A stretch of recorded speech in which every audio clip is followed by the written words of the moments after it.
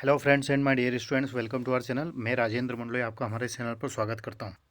आज के इस वीडियो में हम कक्षा 12वीं प्री बोर्ड परीक्षा 2021-22 विषय हिंदी के सॉल्यूशन की हम बात करेंगे।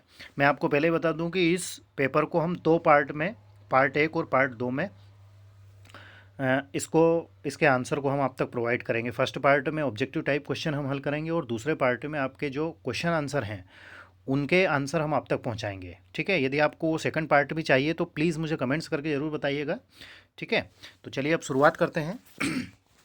सभी प्रश्नों के हल की मैं बात कर रहा हूँ।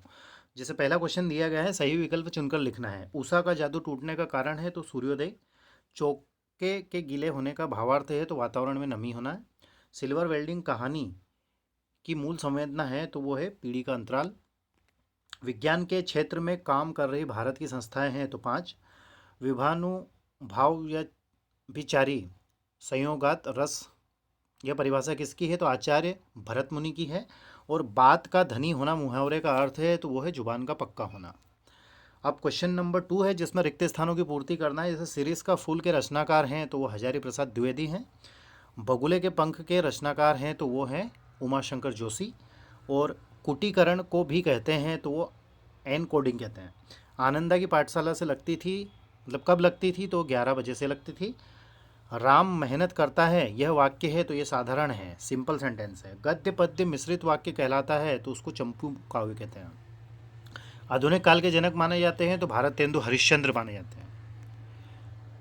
ठीक है, आगे बढ़ते हैं। तो सही जोड़ियाँ बनाना है। जैसे फणीश्वर नाथ रेणु का संबंध है पहलवान की ढोलक, आत्म परिचय का संबंध है हरिवंश राय बच्चन, अतीत के पाँव का संबंध है यात्रा वृत्तांत से, माधुरी ओज व प्रसाद का संबंध है शब्द गुण से, और हिंदी का संबंध है भाषा से। समाचार लेखन का है 6 प्रकार।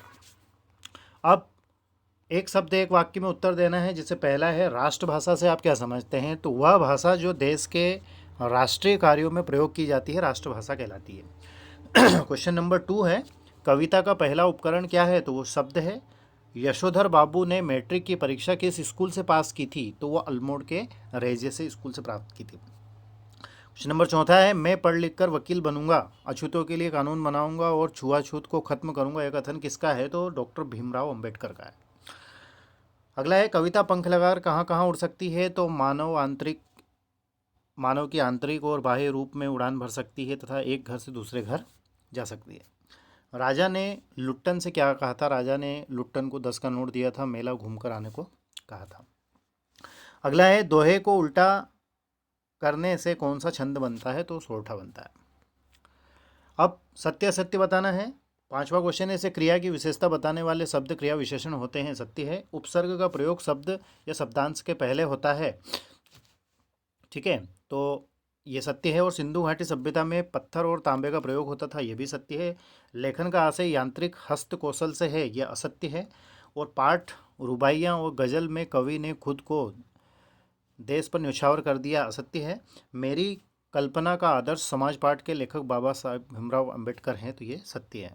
बाकी ये जो क्वेश्चन दिए गए इन प्रश्नों के उत्तर भी यदि आपको चाहिए तो प्लीज़ कमेंट्स करके ज़रूर बताइएगा। नेक्स्ट वीडियो में मैं आपको इन प्रश्नों के उत्तर प्रोवाइड कराऊंगा।